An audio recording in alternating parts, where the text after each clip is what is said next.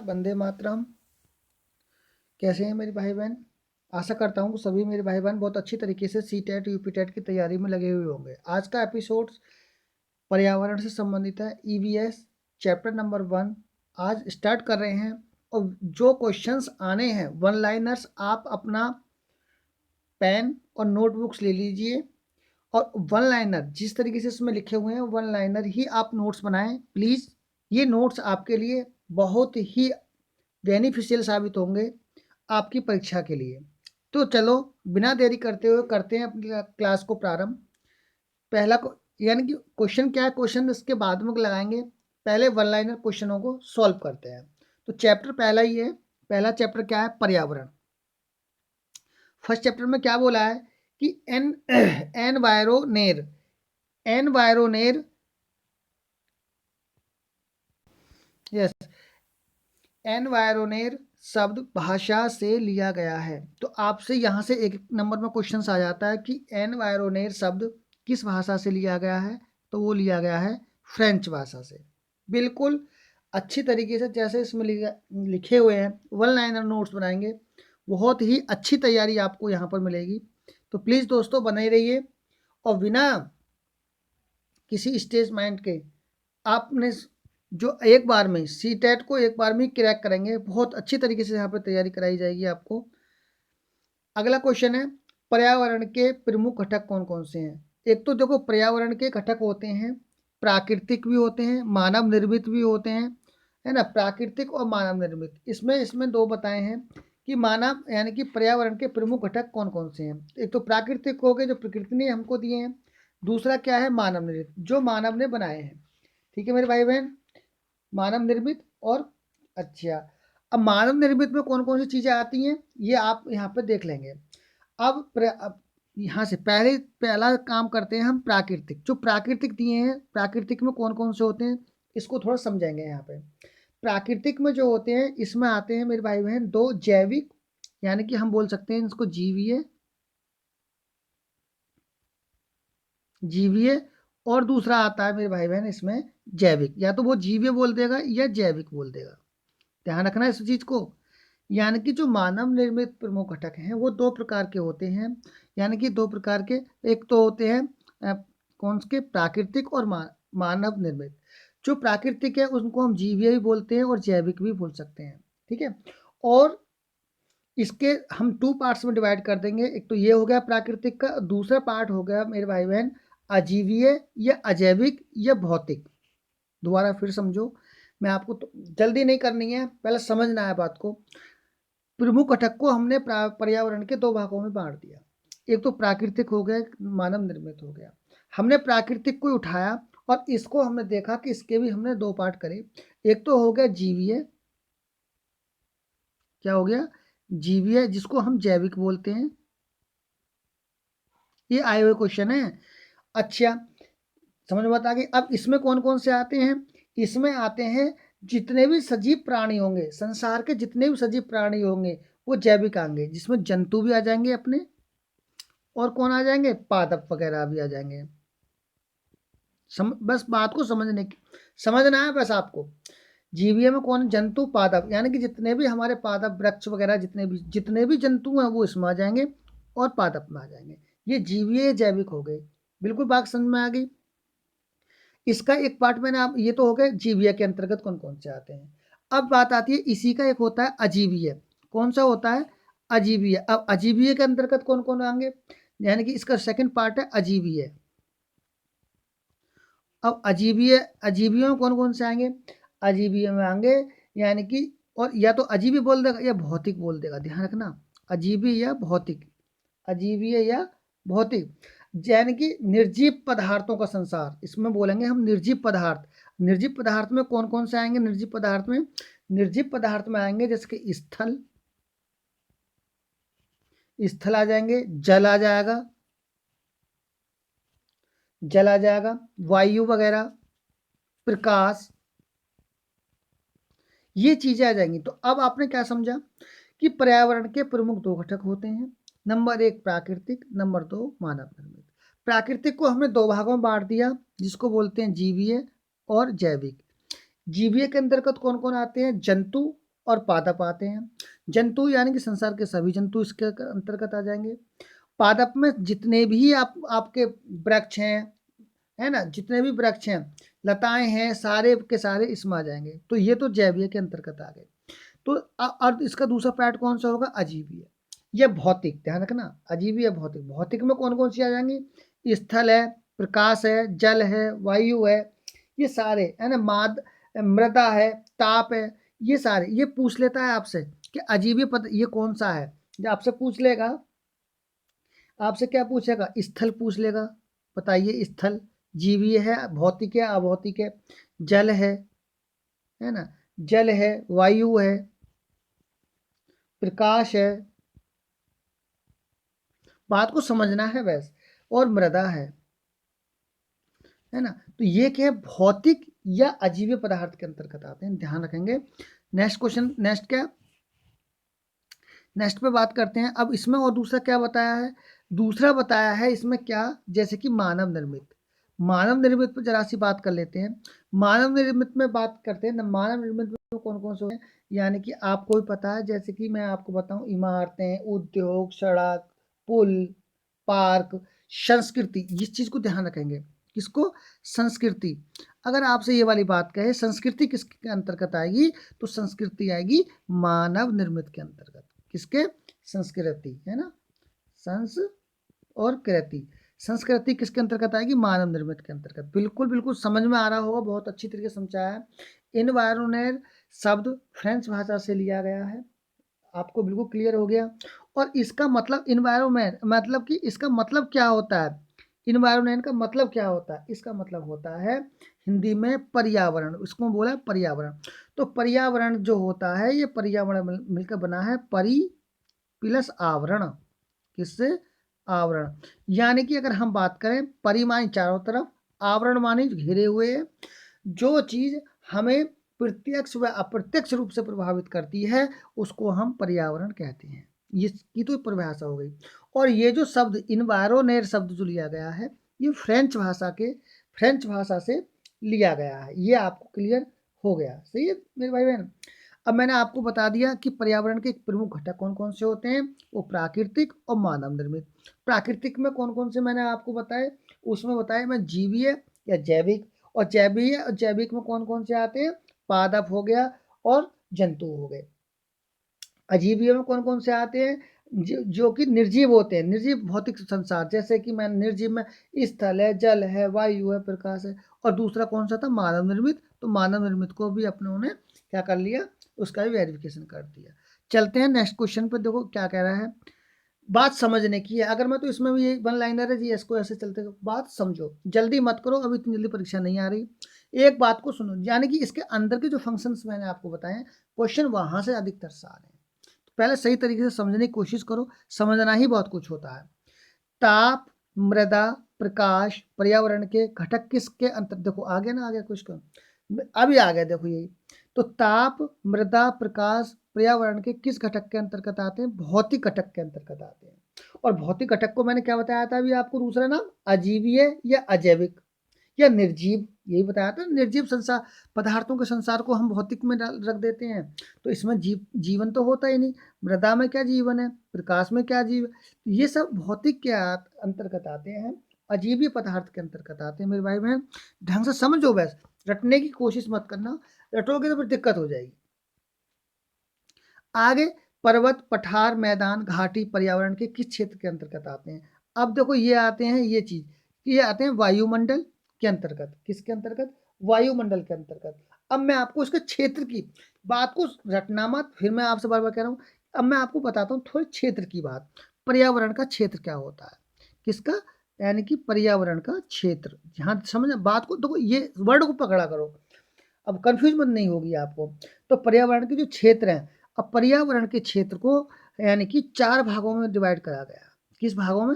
4 भागों में। पर्यावरण के क्षेत्र को 4 भागों में डिवाइड करा गया है। नंबर 1 स्थल मंडल, ध्यान रखना, जो मैं कलर बदलता हूँ, परेशान मत हो। नंबर 1 स्थल मंडल, क्या नंबर 1 स्थल मंडल। नंबर 2 आ गया, क्षेत्र की बात कर रहा हूँ, पर्यावरण के क्षेत्र की, बार बार मैं इस चीज को फोकस कर रहा हूँ। नंबर 2 नंबर 2 पे क्या आएगा, जलमंडल, जलमंडल। और नंबर 3 पे आएगा वायुमंडल। कौन सा मंडल, ये सही दिखाई नहीं दे रहा होगा, कोई बात नहीं। अभी कौन से इसको, चलो इसको देखते हैं, कौन सा, वायुमंडल, वायुमंडल। और नंबर 4 पे आ गया जैविक मंडल, जैव मंडल। कौन सा, स्क्रीनशॉट ले लो आप, ले लिया, वेरी गुड। अब देखो 4 नंबर पे क्या आएगा, जैव मंडल, जैव मंडल। अब बात आती थी कि पर्वत, पठार, मैदान, घाटी पर्यावरण के किस क्षेत्र के अंतर्गत आते हैं। कंफ्यूज बिल्कुल मत होना, उसमें क्या था कि पर्यावरण के घटक, घटक प्राकृतिक निर्मित और मानव निर्मित था। इसमें है पर्यावरण का क्षेत्र, पर्यावरण के क्षेत्र को 4 भागों में डिवाइड करा गया है। नंबर 1 में स्थल मंडल, नंबर 2 में जल मंडल, और नंबर 3 में वायुमंडल, और नंबर 4 में जैव मंडल। स्थल मंडल, जल मंडल, वायुमंडल और जैव मंडल। मेरे भाई बहन बहुत अच्छी तरीके से आपको समझ में आ रही होगी मेरी बात, आ गई तो स्क्रीनशॉट लो। और तो को इसमें थोड़ा सा हम अब वेरिफिकेशन कर देते हैं। अब बात आती है नंबर 1 पर स्थल मंडल की, किसकी, स्थल मंडल की। अब स्थल मंडल में मैं आपको जरा सी चीज़ें जल्दी जल्दी बता देता हूँ। इसमें क्या होता है कि इसमें जो पृथ्वी की ठोस परत होती है, परपट्टी, भूपरपट्टी जिसको बोलते हैं पहली वाली, उसको जल स्थल मंडल कहते हैं। पृथ्वी की ऊपरी परपट्टी को स्थल मंडल कहते हैं। और पृथ्वी का लगभग कितना मेरे भाई बहन, 1/3 भाग, कितना भाग, 1/3 भाग। अगर हम बात करें कि इसका, अगर हम इसकी बात करें तो ये आ जाएगा, मेरे भाई बहन कितना, 29%, 29%, ठीक है, 29% ये आ जाएगा। ध्यान रखेंगे, ज़्यादा वैसा हो गया, 29% आ जाएगा। इस चीज़ को ध्यान रखेंगे, सही है, इस चीज़ को, ध्यान रखें, कितना, 29%। ये भी अभी सही नहीं आ पा रहा,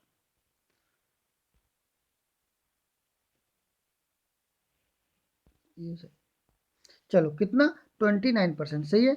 मतलब 29% का मतलब है कि स्थल मंडल का 1/3 भाग 29% है। समझ में बात आ रही है, बिल्कुल समझ में, बहुत अच्छी तरीके से।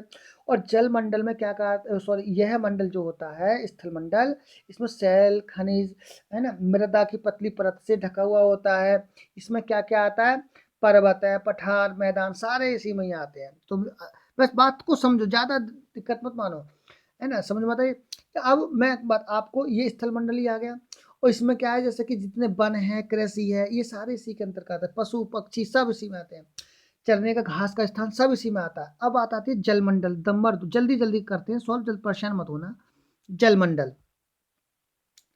जलमंडल में क्या आता है, जलमंडल अब यहाँ से आपको पूछ लेगा कि पृथ्वी पर कितना भाग जल से ढका हुआ है, तो 2/3 यानी 2/3 भाग, 2/3 भाग, यानी कि 71% की अगर मैं बात करता हूँ, 71% की अगर मैं बात करूँ, तो ये किससे ढका हुआ है।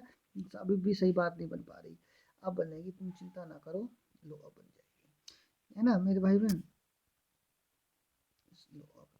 तो कितना, 21%, 21% भाग जल से ढका हुआ, बिल्कुल ध्यान रखेंगे। जिसमें, और ये किस किस से हैं, किस किस का भाग में आता है, महासागर, झील, नदी वगैरह जो जलाशय हैं मंडल में, इसमें सब आ जाते हैं जलमंडल। अच्छा, और सभी ये तो आपको पता है, बादल वगैरह भी सब एक तरह से वर्षा के स्रोत है। नंबर 2 पे आता है वायुमंडल, है ना, वायुमंडल। अब वायुमंडल की अगर मैं बात करता हूँ, अब भी सही नहीं दिखाई दे रहा, अभी दिखाई देगा, परेशानी हो रही है बहुत, अब दिखाई देगा वायुमंडल। अब वायुमंडल में कितना है, वायुमंडल में मौजूद कौन कौन सी गैस होती है, नाइट्रोजन, ऑक्सीजन, कार्बन डाइऑक्साइड, आपको ही पता है। और इसमें ज़्यादा लंबा करने की बात नहीं है, आपको क्षेत्र की बात ध्यान रखना, मैं बार बार बता रहा हूँ, क्षेत्र को 4 भागों में डिवाइड कर दिया, समझ में बात आ गई, स्थल मंडल, जलमंडल, वायुमंडल और जैव मंडल, सही है। देखो ये आ गया क्वेश्चन, पृथ्वी का 2/3 भाग है। अब 2/3 भाग सर ने अभी बताया था जलमंडल है, यानी कि 71% बताया था ना सर ने, कितना बताया था, 71%।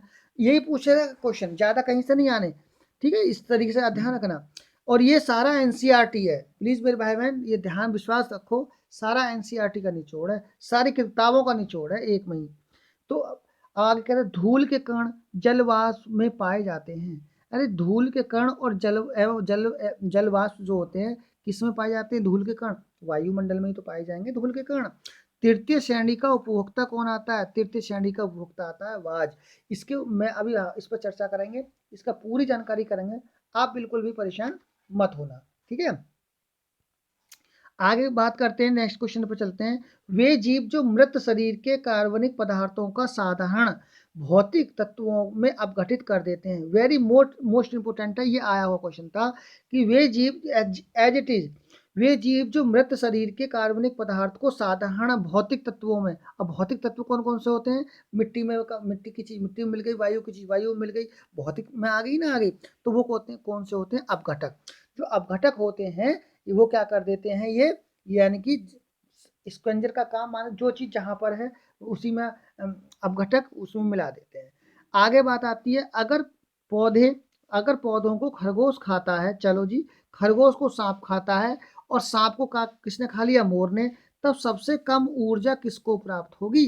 तो होगी सबसे कम ऊर्जा मोर को, यानी कि सबसे लास्ट में कौन आया था? मोर। तो सबसे कम ऊर्जा होगी मोर को प्राप्त। सही है मेरे भाई बहन। यहाँ से मैं छोटी सी आपको एक बात बता देता हूँ, ये आ गई आपकी खाद्य श्रृंखला वाली बात। तो खाद्य श्रृंखला में थोड़ा सा आप इसमें देखेंगे। अच्छा, अब मैं आपको थोड़ा सा इससे ऊपर एक बात आई थी, यानी कि मैं आपको इसको मैं थोड़ा सा बता दूं कि जब पारिस्थितिकी तंत्र है, पारिस्थितिक तंत्र के घटक कौन कौन से होते हैं? जैविक और अजैविक मैंने आपको बता दिया।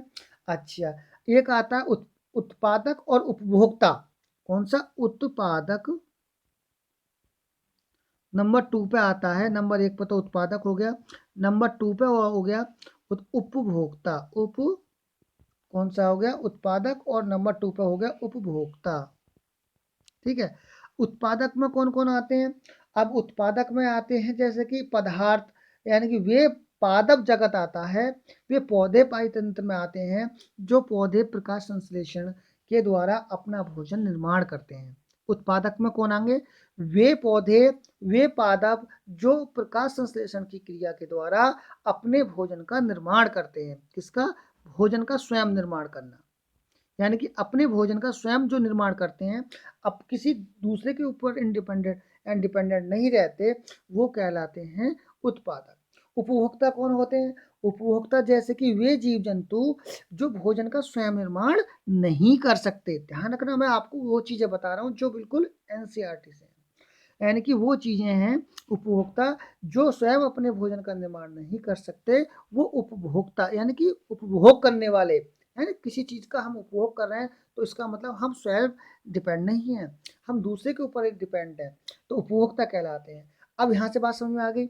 अब दूसरा बात समझेंगे, वो कह रहा है अब इसमें भी इसकी श्रेणी को इन्होंने 4 भागों में डिवाइड कर दिया, यानी कि उपभोक्ताओं को। किसको? जो मैंने आपको उपभोक्ता बताए थे, उपभोक्ता को इन्होंने 4 भागों में डिवाइड कर दिया। नंबर 1 आता है मेरे प्यारे भाई बहन, प्राथमिक। कौन सा? प्राथमिक उपभोक्ता। प्राथमिक उपभोक्ता नंबर 2 पे आ गया, है ना। अब प्राथमिक उपभोक्ता में कौन कौन आएगा, इसे मैं अब देख लेते हैं। प्राथमिक उपभोक्ता में आएगा ये जितने भी शाकाहारी होते हैं, पौधों की पत्तियां को खाने वाले होते हैं, इनके तनों को खाने वाले होते हैं, जो प्राथमिक उपभोक्ता के अंतर्गत आते हैं।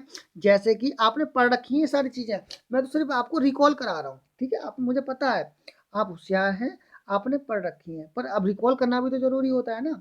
तो नंबर 1 इसमें कौन कौन आएंगे? टिड्डी, बकरी, हिरन, गाय, भैंस, मतलब जो हॉर्निवोरियस होते हैं, है ना। कॉर्निवोरियस नहीं, जो हॉर्निवोरियस होते हैं, जो कि हॉर्निवोरियस होते हैं, वो जो शाकाहारी होते हैं, वो सारे ही सारे प्राथमिक उपभोक्ताओं के अंतर्गत आते हैं। हिरन, बकरी, है ना, ये सारे सब प्राथमिक उपभोक्ता हैं, जो अपने जो पौधों की पत्तियों पर निर्भर होते हैं। नंबर 2 पे मेरे भाई बहन आ जाएगा, नंबर 2 पे द्वितीय उपभोक्ता। अब द्वितीय उपभोक्ता के अंतर्गत कौन आता है?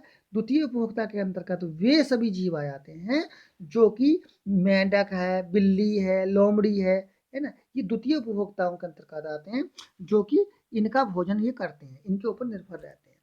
अब तृतीय उपभोक्ताओं के अंतर्गत कौन कौन आते हैं?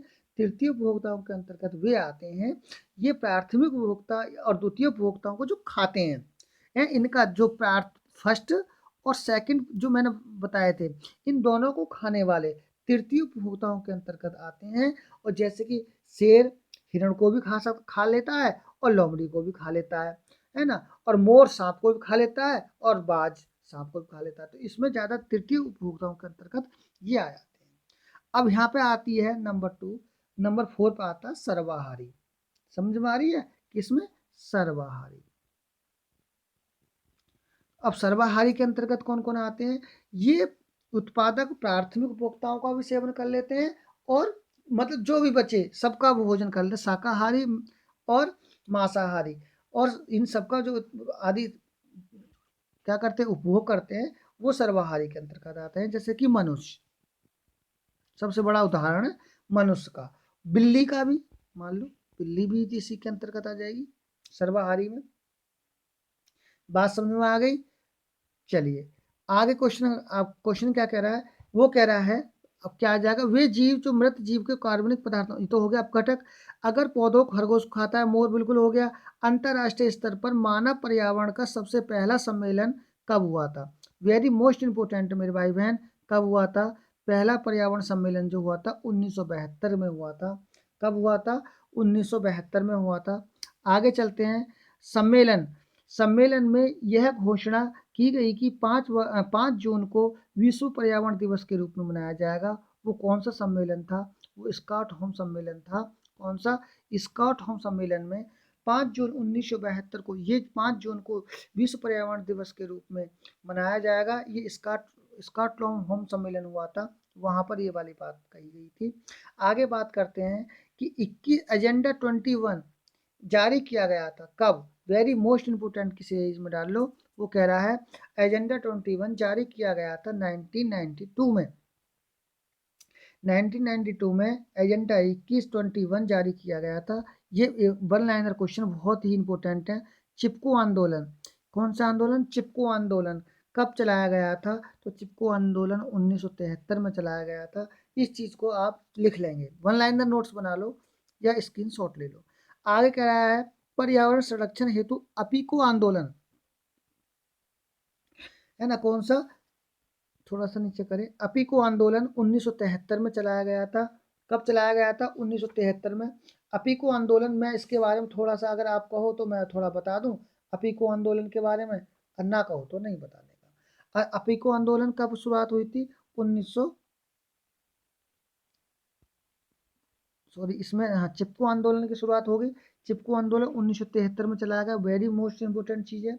और चिपको आंदोलन किसने चलाया था? इसके प्रमुख नेता का नाम भी लिख लो मेरे भाई बहन।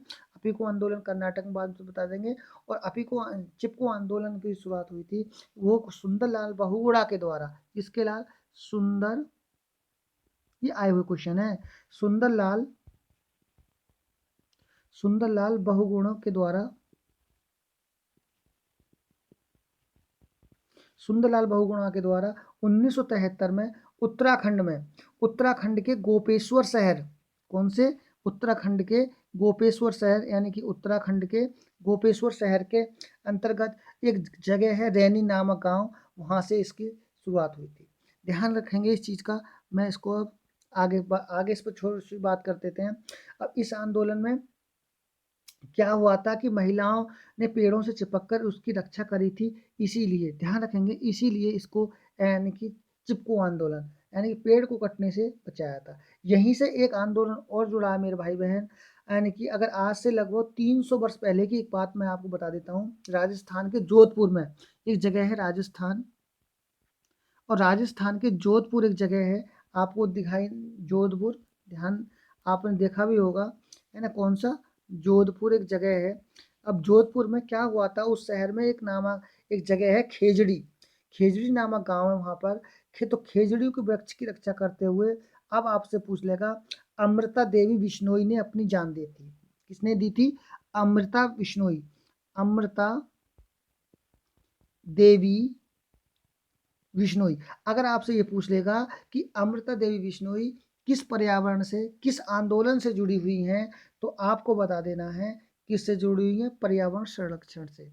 पर्यावरण संरक्षण से। और किससे जुड़ी हुई है, पर्यावरण। बिश्नोई, अब यहाँ से भी क्वेश्चन आया था, बिश्नोई जनजाति कहाँ पर निवास करती है, राजस्थान के अंतर्गत। क्वेश्चन कहीं से बना दे मेरे भाई बहन, तो इस चीज में पीछे मत हटना, मैं एक एक क्वेश्चनों का बहुत अच्छी तरीके से आपको बता। अपिको आंदोलन के बारे में भाई बहन जरा सी बात करें, देखो थोड़ा टाइम तो लगेगा, जब अंदर तक की बात बताई जाएंगी तो थोड़ा टाइम लगेगा, है ना, परेशान मत होना। वो आती है किसमें, कौन सी वाली बात, कि पर्यावरण संरक्षण हेतु अपिको आंदोलन। तो मेरे भाई बहन अपिको आंदोलन 1973 में चला था। इस चीज को आप ये चला था 73 में, और अपिको आंदोलन चला था 1993 में। ध्यान रखेंगे, अपिको आंदोलन 1993 में, चिपको आंदोलन 1973 में। और चिपको आंदोलन उत्तराखंड में गोपेश्वर नामक जगह है, उस गांव से चला था, जो रैनी गोपेश्वर शहर के रैनी नामक गांव में किसने चलाया था, सुंदरलाल बहुगुणा के द्वारा। मैंने खूब अच्छी तरीके से, कंफ्यूजिंग मत होना बस। और अपिको आंदोलन कर्नाटक में चलाया गया था, है ना, कर्नाटक में इसकी शुरुआत हुई थी। कब हुई थी, 1973 में हुई थी। किसने करी थी, पांडुरंग हेगड़े ने करी थी। मेरे भाई बहन देखो, लिख लो, पांडुरंग पांडुरंग पांडुरंग हेगड़े, यानी कि पर्यावरण संरक्षण हेतु अपिको आंदोलन 1993 में राज्य में कर्नाटक में चलाया गया था। और इसके से संबंधित जो कौन है, पांडुरंग हेगड़े। और चिपको आंदोलन के सुंदरलाल बहुगुणा। अपिको आंदोलन से अमृता देवी, सॉरी, जो खेजड़ी से जो मैंने आपको बताया था, वो राजस्थान के जोधपुर शहर में, वो कौन है, अमृता देवी बिश्नोई। पर्यावरण संरक्षण से संबंधित है, महिलाएं हैं। इन चीजों को बताओ, कई मतलब आप विश्वास मानना, अगर आप ढंग से मेरी क्लास ले रहे हैं तो आपको यहाँ से बनने वाले जो क्वेश्चन है, मैं अंदर से भी वो चीज़ निकाल के लेकर आ रहा हूँ आपके लिए। तो प्लीज़ मेरे भाई बहन बने रहना, कंफ्यूज और बिल्कुल उसमें मत आना, इंटरेस्ट लेते रहना। अच्छी तरीके से आपकी तैयारी हो रही है, ऐसे क्वेश्चन नहीं कराए जा रहे हैं जो आपके बिल्कुल बकवास वाले।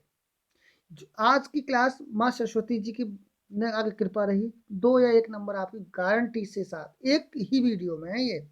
और 1 या 2 नंबर भाई बहन ये मत समझना, बहुत ही जो तैयारी करते हैं, जिसको जो स्टूडेंट्स हैं उन्हें पता है कि 1 नंबर लाने में कितनी फाइट करनी पड़ती है। ठीक है, परेशान बिल्कुल मत होना। तो बात समझ में आ गई। यहीं से एक छोटा सा आंदोलन जुड़ा हुआ था, मैं इस चीज के बारे में आपको बताता हूँ, नर्मदा आंदोलन। कौन सा आंदोलन, नर्मदा आंदोलन के बारे में स्क्रीनशॉट ले लेंगे। मैं इसके बारे में आपको थोड़ी सी बात, आपको अगर पता है ना, तो आपकी क्या हो रही है, रिवीजन हो रहा है, परेशान मत होना।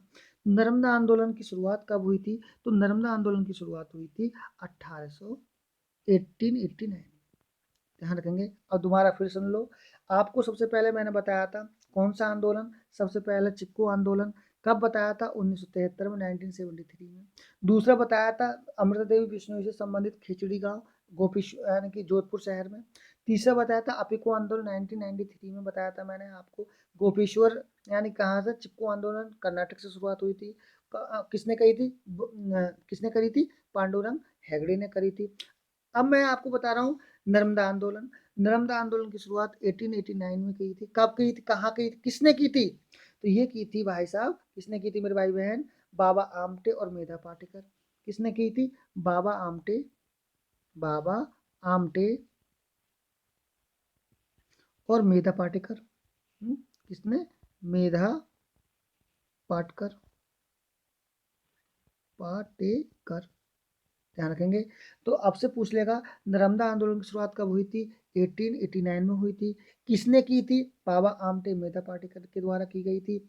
और यह आंदोलन किससे संबंधित है, यह आंदोलन नर्मदा नदी पर बने बांधों के विरोध में बनाया गया था, चलाया गया था, सॉरी, समझ में बात आ गई। देखो ये आ गया, बाबा आमटे मेधा पाटेकर किस आंदोलन से जुड़े हुए हैं, नर्मदा बचाओ आंदोलन। कब बताया था, मैंने अभी बताया था 1989 में बताया था ना, बताया था। तो मेरे भाई बहन परेशान मत होना, एक एक क्वेश्चन इस तरीके से आगे से चलते हैं।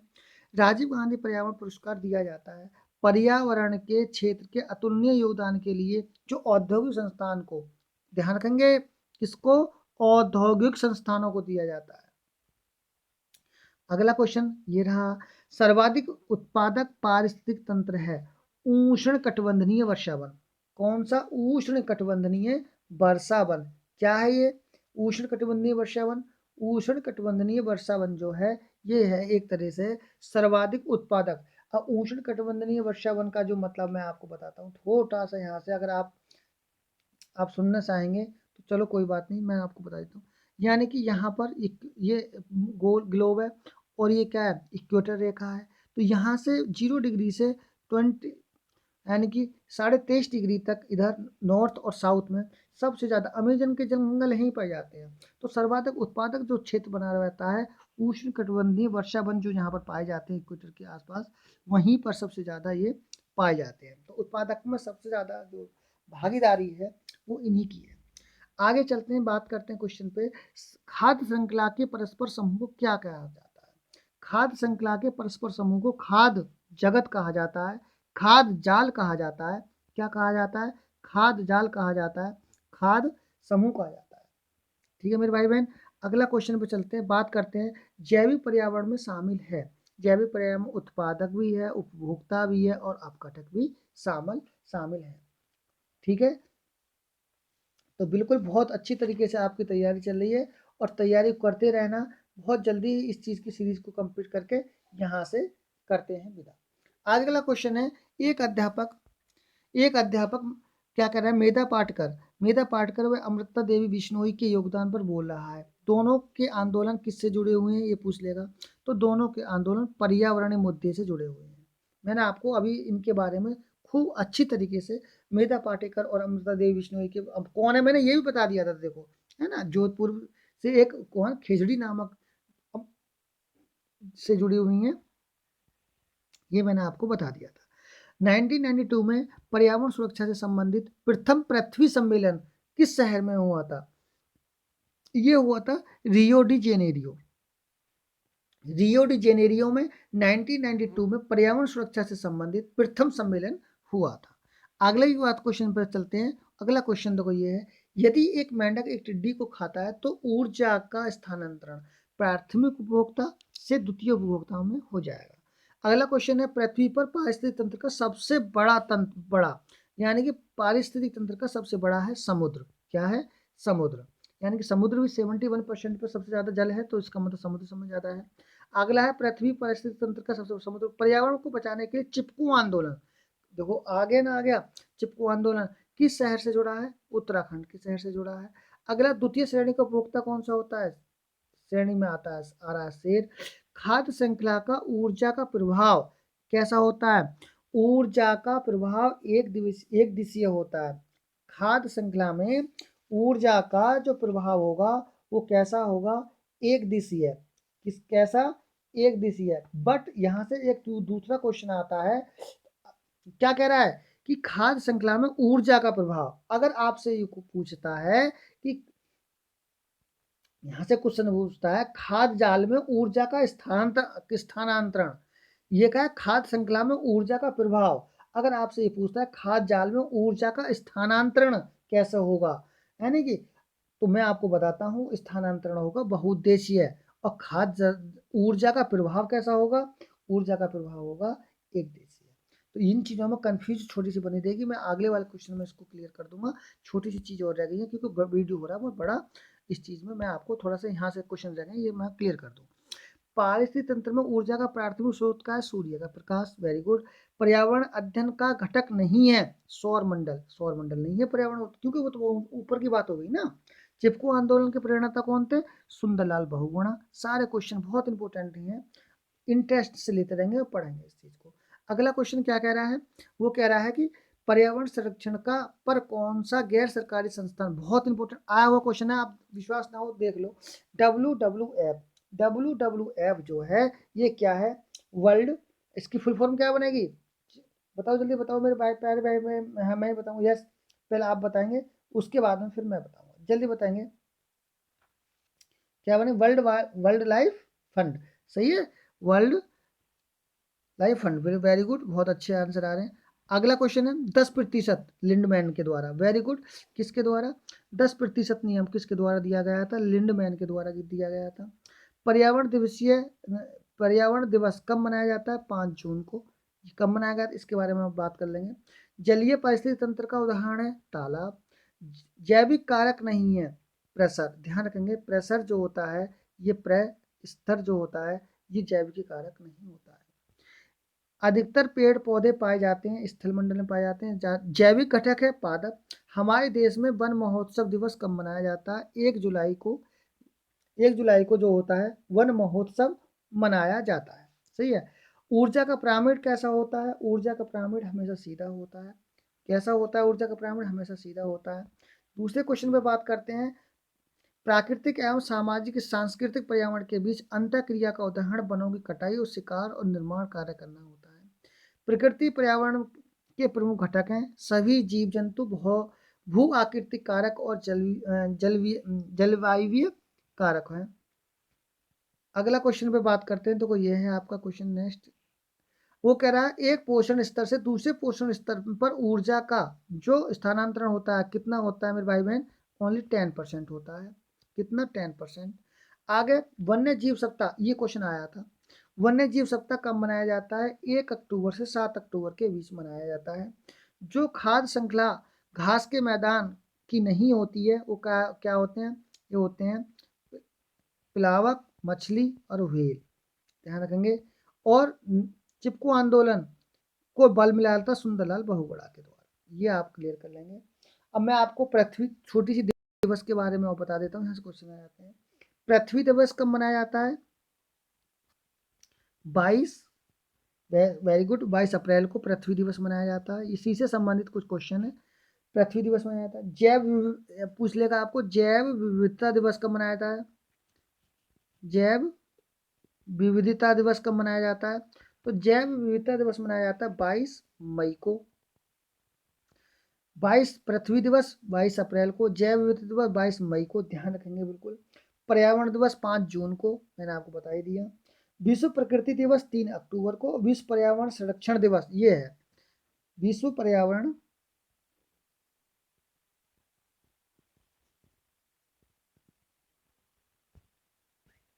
विश्व